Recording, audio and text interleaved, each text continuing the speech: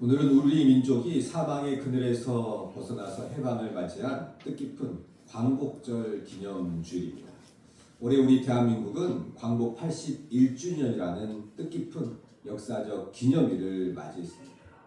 35년이라는 기나긴 일제강점기의 어둠을 견디고 마침내 감격스러운 해방을 맞이했던 그날 1945년 8월 15일 그 우렁찬 만세 소리로부터 어느새 81년의 세월이 흐른 것입니다. 이게 슬라이드가 넘어가지 않는데 확인 한번 해주시면. 여러분, 광복이라는 단어의 뜻이 뭔지 아십니까? 광복이라는 말 그대로 빼앗겼던 빛을 다시 되찾았다라는 이런 말입니다. 광복, 빛을 되찾았다. 주권을 빼앗기고 또 자유를 빼앗기고 우리가 쓰던 아름다운 언어와 조상 대대로 물려받은 이름까지 강제로 빼앗겼던 그 치욕스러운 암흑 속에서 하나님의 전능하신 손길로 빛을 다시 찾아온 날이 바로 광복절입니다. 일본의 압제 아래에 있었던 35년 동안 우리 민족이 흘린 피눈물은 그야말로 말로 다 형용할 수 없었습니다. 내 나라 내 땅에서 살아가지만 내 나라 말을 쓰지 못해서 숨죽여야 했었고, 성과 이름을 일본식으로 바꾸지 않으면 사람 대접을 받지 못했었고, 거룩한 교회와 학교에서조차 일본 천황의 신사 앞에 절하라고 시퍼런 칼라로 협박을 당하기도 했었습니다. 그 칠흑 같은 터널을 뚫고 하나님이 기적처럼 선물해 주신 하늘의 빛, 그것이 바로 광복인 것입니다. 그런데 오늘 우리가 함께 읽은 이 시편 67편의 고백은 81년 전 우리 민족에게 임했던 그 해방의 감격과 영적으로 아주 깊이 맞닿아 있는 말씀입니다.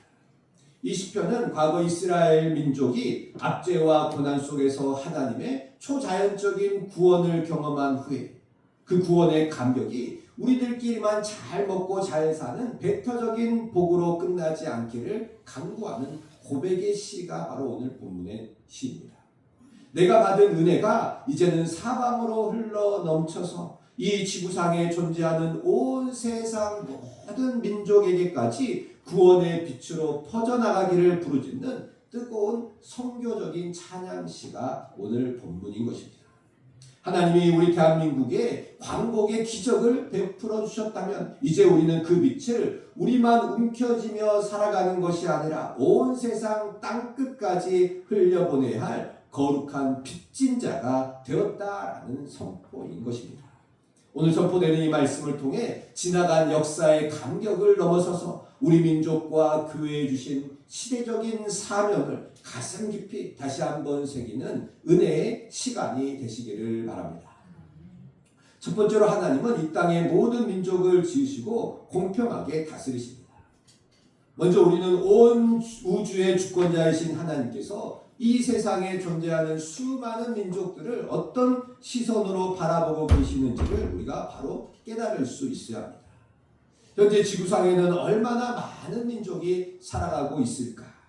현재 유엔에 가입한 공식적인 나라는 200개 국가가 채 되지 않습니다. 하지만 실제로 지구촌 곳곳에 존재하는 종족과 민족의 수는 나라의 수보다 훨씬 더 많은 민족들이 살아가고 있습니다.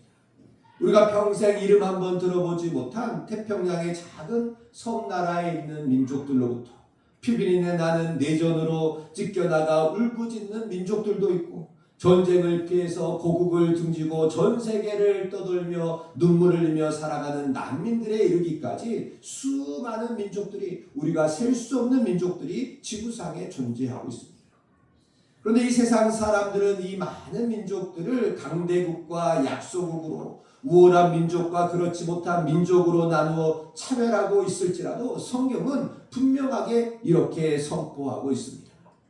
26절 말씀을 보면 인류의 모든 족속을 한 혈통으로 만드사 온 땅에 살게 하시고 그들의 연대를 정하시며 거주의 경계를 한정하셨으니 라고 이렇게 말씀합니다. 이 지구상에 숨을 쉬는 모든 민족은 높고 낮음이 없이 오직 하나님의 전능하신 손길로 한 혈통으로 지어진 피조물인 줄 믿습니다. 시작은 아담으로부터 시작하였지만 하나님의 주권적인 계획 속에서 온 땅에 흩어져 각각의 아름다운 언어와 민족을 이루며 살아가고 있는 것입니다. 5,000년 전 역사를 이어온 우리의 한 민족도, 또 우리를 짓밟았던 일본이라는 민족도, 또 거대한 중국 민족도, 아프리카에 이름 없는 작은 부족들까지도 모두가 하나님의 특별한 창조의 목적에 따라 지어진 존귀한 백성들이라는 겁니다. 그래서 하나님의 저울 위에서는 그 어떤 민족도 더 우월하고 더 교만할 수 없고, 그 어떤 민족도 더 천하다고 멸시당해서는 안 된다라는 것입니다. 오늘 보면 시편 67편은 그래서 온 세상 열방을 향해 이렇게 노래하고 있습니다. 온 하나님이여, 민족들이 주를 찬송하게 하시며 모든 민족들이 주를 찬송하게 하소서. 온 백성은 기쁘고 즐겁게 노래할지니 주는 민족들을 공평히 심판하시며 땅 위의 나라들을 다스리실 것임이니이다 라고 이렇게 노래하고 있습니다. 주는 민족들을 공평히 심판하시며 라고 이렇게 말씀합니다. 우리 하나님은 결코 어떤 한 강대국의 편에 서서 약소국을 짓밟으시는 편협한 분이 아니시다라는 겁니다. 이스라엘이라는 한 울타리에만 가두어 살 수 있는 작은 하나님이 아니시다라는 겁니다. 세상 모든 민족들의 억울함을 감찰하고 계시고 공의와 사랑의 저울로 공평하게 다스리시는 온 우주의 대재판장이 되시는 분이 바로 우리 하나님이시다라는 겁니다. 81년 전 일제의 총칼 앞에 신음하던 우리 민족의 눈물을 닦아주셨고 공평한 심판으로 우리에게 해방의 기쁨을 주셨던 것처럼 오늘도 하나님은 온 세상 억눌린 민족들을 눈동자처럼 보살피고 계십니다. 그 공의로우신 하나님의 보좌 앞에 오늘 우리 대한민국은 더욱더 겸손히 엎드릴 수 있어야 할 것입니다.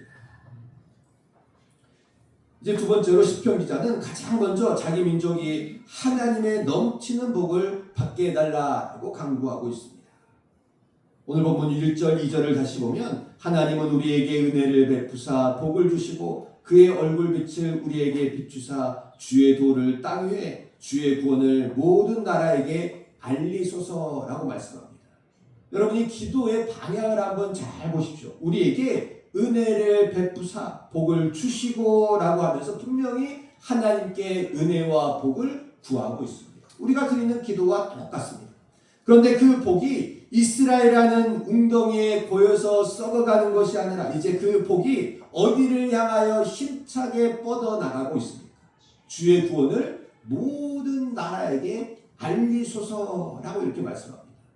여러분 그렇습니다. 오늘 저와 여러분이 하나님으로부터 은혜를 받고 건강의 복을 받고 자녀들의 복을 받고 이 나라가 광복과 번영의 복을 받은 진짜 이유가 무엇이다라는 겁니다. 내 창고를 가득 채웠으니 나 혼자 떵떵거리며 잘 사는 것이 아니다는 겁니다. 자랑하며 살아가도록 하나님께서 은혜와 복을 주신 것이 아니다는 겁니다.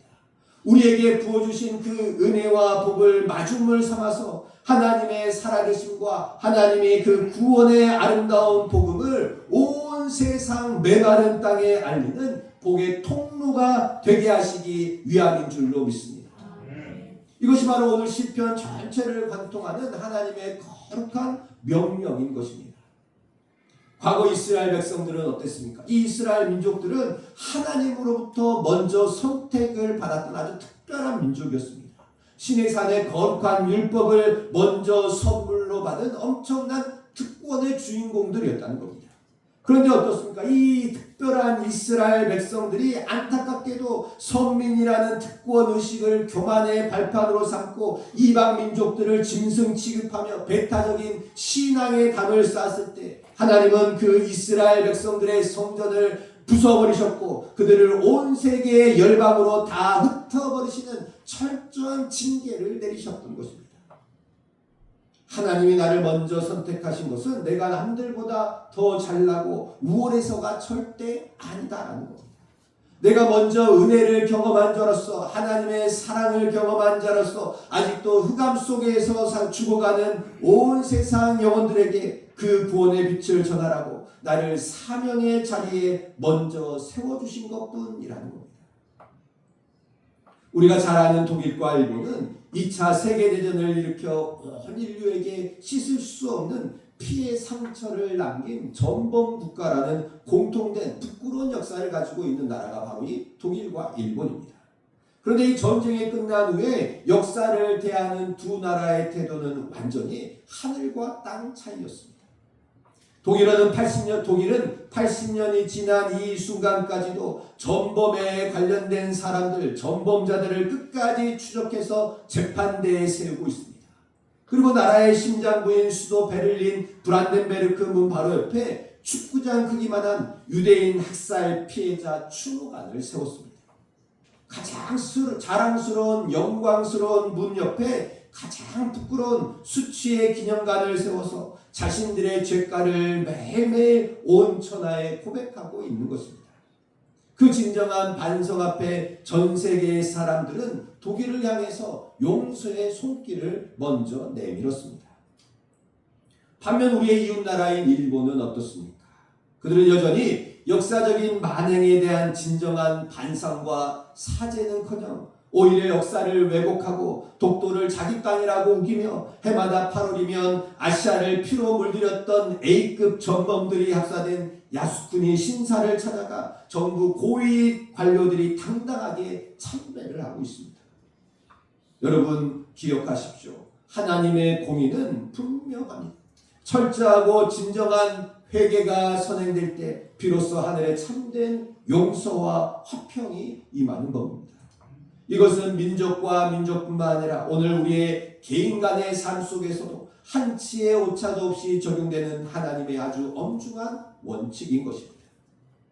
그렇다면 지난 세월 동안 수많은 침략을 당해온 우리 한민족의 역사는 어떠합니까? 우리는 5,000년의 역사 동안 단 한 번도 남의 나라를 먼저 침략하여 피를 흘리게 한 적이 없는 평화를 사랑하는 백성들이었습니다. 81년 전 일제의 압제에서 겨우 벗어나 이제는 편하게 살아가는가 싶었더니 곧이어 6.25 전쟁이라는 동족상잔의 비극이 터져서 전 세계에서 가장 가난하고 아무런 소망이 없는 비참한 거지 나라로 주저앉고 말았습니다. 이것이 불과 몇십 년 전 우리의 과거의 모습이었습니다. 원조를 받지 않으면 굶어 죽을 수밖에 없던 이 나라를 하나님이 어떻게 바꾸어 놓으셨습니까? 오늘날 전 세계가 부러워하는 경제와 문화의 강국으로 세워주셨을 뿐만 아니라 영적으로는 전 세계 땅끝까지 피 묻은 십자가 복음을 들고 뛰어가는 세계 제2위의 선교 대국으로 우뚝 세워주셨습니다. 사방의 선교사를 파송하여 영적인 추수를 감당하게 하신 것, 이것이 바로 하나님이 81년 전 이 땅의 신음소리를 들으시고 기적 같은 광복을 허락해 주셨었고 민족을 회복시켜 주신 진짜 하나님의 거룩한 목적인 걸 믿으시기 바랍니다. 우리가 받은 은혜와 복이 내 주머니에만 넣고 나만 간직하고 있으면 썩어 냄새가 날 수밖에 없습니다.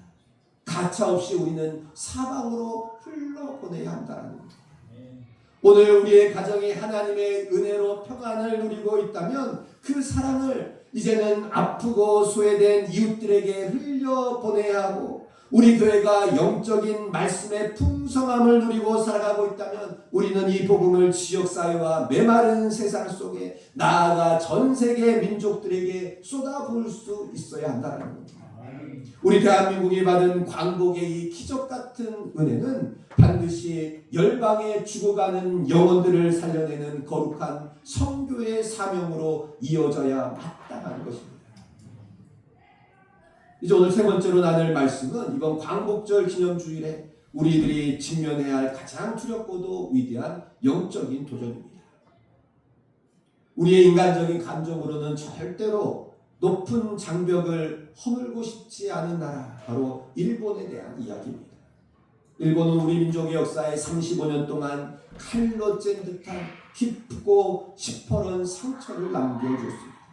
꽃같은 처녀들을 위안부로 끌고 가 짓밟았고, 청년들을 총바지와 탄광의 노예로 끌고 가 목숨을 빼앗기도 했습니다. 우리의 입술을 묶어서 모국어를 빼앗고 이름을 빼앗았고 우리의 신앙의 정절을 더럽히기까지 했던 나라가 바로 일본입니다. 그 아픔이 얼마나 처절하고 깊었는지 해방이 되고 81년의 세월이 흐른 오늘날까지도 우리의 가슴 속의 상처는 아직도 아물지 못해 욱신거리고 있습니다. 더욱이 일본 정부는 오늘날까지도 진심 어린 사과는 한마디도 없이 야스쿠니 참배와 최근 들어서는 군국주의의 부활을 꿈꾸고 우리 민족의 마음에 더 단단하고 높은 분노의 담벼락을 쌓게 만들고 있습니다. 인간의 혈기와 단순한 우리 생각으로는 당장이라도 저 일본을 향해 온갖 저주를 다 퍼붓고 싶지만 오늘 십자가의 복음은 저 원수의 멱살을 잡으려는 우리의 손을 붙잡으시며 거룩한 말씀의 잣대를 들이대고 계십니다. 에베소서 2장 14절 말씀을 보면 그는 우리의 화평이신지라 둘로 하나를 만드사 원수된 것 곧 중간에 막힌 담을 자기 육체로 허시고 라고 말씀합니다. 우리의 영원한 구원자 되신 예수 그리스도께서 십자가 위에서 물과 피를 다 쏟아내심으로 하나님과 우리 사이에 막혀있던 담을 다 허셨을 뿐만 아니라 인간들이 쌓아올린 모든 증오와 원수의 막힌 장벽을 다 깨트려 주셨다라는 것입니다. 일제가 우리에게 남긴 아픈 역사는 지워지지 않는 피의 진실이며 진실한 반성을 하지 않는 저들의 잘못은 결코 묵과할 수 없는 죄악인 것입니다. 그러나 예수님의 보여주신 십자가의 복음은 인간의 얄팍한 민족주의적인 분노와 감정의 경계를 뛰어넘어서 이제는 그 상처 위에 하나님의 은혜를 채워야 한다라고 말씀하고 있습니다. 주님의 보혈이 그 증오의 담을 허물어 주셨음을 믿는다면 우리는 먼저 복음을 선물로 받은 거룩한 제사장의 나라로서 영적인 암흑 속에서 썩어가는 일본 땅을 향해서도 구원의 소식을 들고 눈물로 나아가야 마땅한 것입니다. 사랑하는 성도 여러분, 현재 일본의 기독교인 인구는 전체 인구의 고작 1%도 채 되지 않는 처참한 영적인 황무지와 같은 곳입니다. 우리보다도 훨씬 더 먼저 서양의 선교사들이 들어와 복음을 받아들였던 역사를 가졌지만 결국 복음의 싹이 자라나지 못하고 말라 죽어버렸습니다. 온 나라에 800만 개가 넘는 잡신들을 섬기는 우상 숭배와 문화, 천황을 신의 자리에 올려놓은 영적인 교만, 그 단단하고 저주받은 영적인 토양이 복음의 씨앗을 내리지 못하도록 가로막아 버렸던 것입니다. 그 저주받아 지옥불로 걸어 들어가는 불쌍한 영혼들의 땅에 생명의 복음을 들고 들어가 복음의 씨앗을 심어야 할 사명이 누구에게 있겠습니까? 바로 그들에게 가장 잔인하게 짓밟았던, 가장 많은 피해를 보았던, 그러나 예수의 피로 가장 먼저 용서받고 광복을 얻은 바로 저와 여러분, 우리 한국교회에게 이 위대한 선교적 사명이 맡겨진 줄로 믿습니다. 우리를 괴롭히고 상처냈던 바로 그 원수 같은 민족들을 향해 우리는 피 묻은 화평의 복음을 전하는 것, 그것이 바로 예수 그리스도께서 오늘 우리에게 요구하시는 가장 수준 높고 위대한 십자가의 능력인 것입니다. 인간의 동정심으로는 적당히 덮어두는 감정적인 용서는 또다시 무너질 수밖에 없습니다. 그런 용서는 또다시 증오를 불러일으킬 수밖에 없습니다. 그러나 우리가 일본 땅의 영적인 각성과 진정한 회개를 위해 눈물로 중보기도를 시작하고 그들에게 예수 그리스도의 생명의 복음을 전하고 그들의 우상을 깨뜨리는 것, 그것이야말로 단순한 역사적인 보복을 넘어서는 가장 차원 높고 위대하고 영광스러운 복음의 승리이며 진정한 화해의 완성이 되는 줄로 믿습니다. 이것이 바로 광복 81주년을 맞이하는 오늘 우리 대한민국 교회가 강단에서부터 회복해야 할 장자 민족의 거룩한 신앙적인 태도일 것입니다.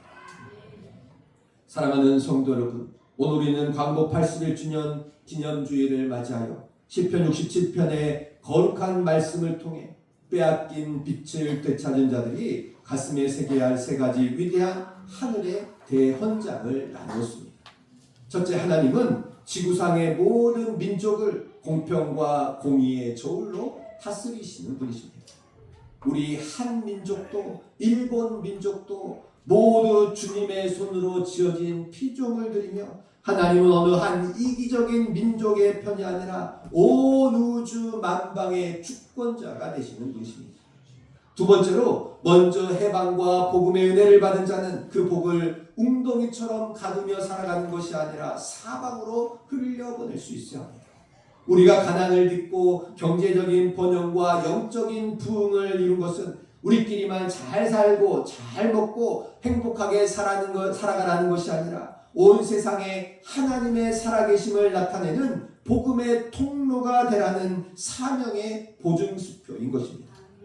세 번째로는 나에게 상처를 준 원수까지도 십자가의 사랑으로 품어내는 것, 이것이 곧 진짜 복음인 것입니다. 역사적인 아픔을 넘어서 예수님이 자신의 육체로 허물어 버리신 그 장벽을 지나온 일본 땅과 온 세계 땅끝을 향해서 화평의 복음을 들고 전하는 우리가 되어야 하는 것입니다.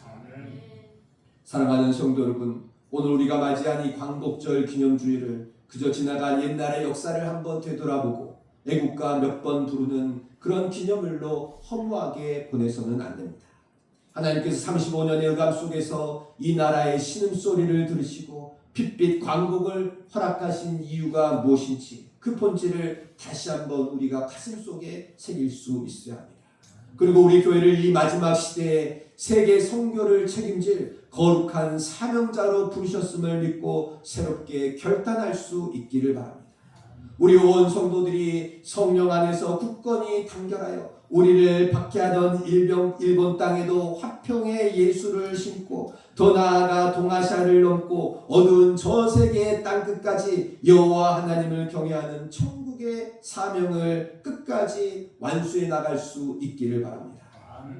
오늘 본문 3절 말씀처럼 하나님이여 민족들이 주를 찬송하게 하시며 모든 민족으로 주를 찬송하게 하소서. 이 시편에 타들어가는 이 설교적인 외침이 오늘 이 아침 이 교회에 나와 예배하는 우리 모두의 평생의 기도가 될 수 있기를 바랍니다. 빼앗겼던 빛을 되찾아주신 에베네셀 하나님의 크신 은혜에 다시 한번 감사하며 마침내 온 세상 모든 민족이 주님의 보좌 앞에 나와 찬송하게 되는 그 영광스러운 날을 향해 오늘도 십자가의 분기를 들고 담대하게 걸어나가는 저와 여러분이 되시기를 바랍니다.